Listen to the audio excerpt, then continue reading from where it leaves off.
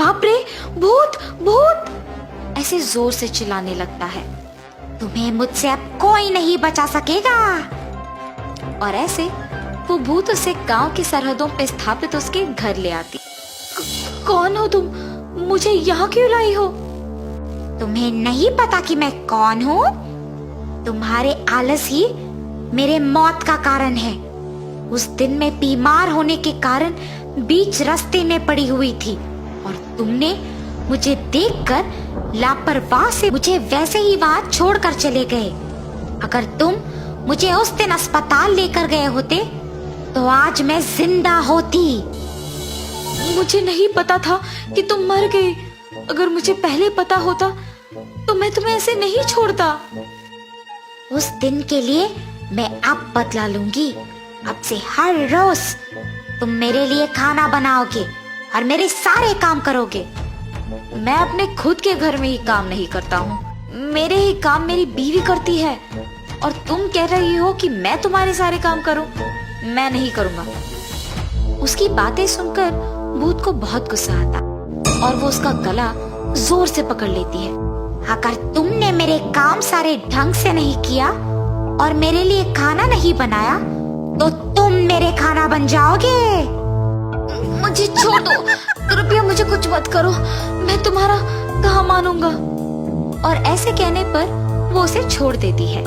वीरेंद्र डर के मारे उस भूत के सारे काम करता है। वीरेंद्र के माँ बाप और पत्नी सब्जी बेचकर जब घर लौटते हैं तो वीरेंद्र को वहां ना देख परेशान हो जाते हैं। वीरेंद्र, वीरेंद्र, हर रोज तो इस समय में यही सोते रहता है। आज न जाने कहाँ गया। आप रुकिए ना ससुर जी, मैं बाहर जाके देख कर आती हूँ। सुचित्रा बाहर जाकर उसके सामने आए हर एक इंसान को उसके पति के बारे में पूछती है, लेकिन किसी को वीरेंद्र ना दिखने के कारण उसे कुछ नहीं पता चलता है और वो उसके घर निराश होकर वापस चले जाती है। ऐसे ही बहुत दिन गुजर जाते हैं। एक दिन सुचित्रा को एक आदमी मिलता है। सुनिए, क्या आपने मेरे पति को कहीं देखा है? हाँ, कुछ दिन पहले एक औरत उसे गांव की सरहदों के पास मौजूद उस खाली घर के अंदर ले जा रही थी। उसके बाद तो मैंने उसे कहीं नहीं देखा। ये सुनने के तुरंत बाद वो उस घर के पास जाती है। वीरेंद्र दुखी से खाना पकाते रहता है। अगर मैं भी मेरे परिवार के साथ काम कर रहा होता तो बहुत खुश होता। अगर मुझे आलस नहीं होता तो आज मुझे ये दिन नहीं देखना पड़ता। मेरे ही लापरवाही और आलस के कारण ये सब हुआ है।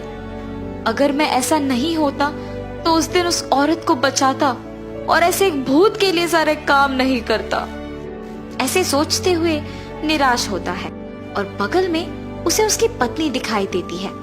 उसे देख वो चौंक जाता है और उसके पास जाता है। सुचित्रा, तुम यहाँ क्यों आई हो? पहले यहाँ से चले जाओ तुम। अरे आप किसी को बताए बिना यहाँ क्यों आए हैं? ऐसे वो दोनों बात करते हैं और वहां वो भूत आती है। मेरे कारण तो मर गई हो, इसमें मेरी बीवी की कोई गलती नहीं है। उसे कृपया कुछ मत करो। ये कह के उसकी बीवी को वो जो कुछ भी हुआ बताता है और उसे वहां से जाने के लिए कहता है। मेरे पति को माफ करो। अगर उनकी गलती है तो वो मेरी भी गलती है, इसीलिए उन्हें छोड़ दो और मुझे मार दो। ऐसे वो उस भूत से विनती करती है। तुम दोनों को ऐसे दुखी होने की कोई जरूरत नहीं है। तुम्हारे पति को मारने से मेरे प्राण तो वापस नहीं आएंगे, इसीलिए मैं किसी को कुछ नहीं करूंगी। ये कह के उन दोनों को दुखी देख वीरेंद्र को माफ करके वहां से वो भूत गायब हो जाती है और तब पति पत्नी दोनों खुशी से उनके घर वापस लौटते हैं।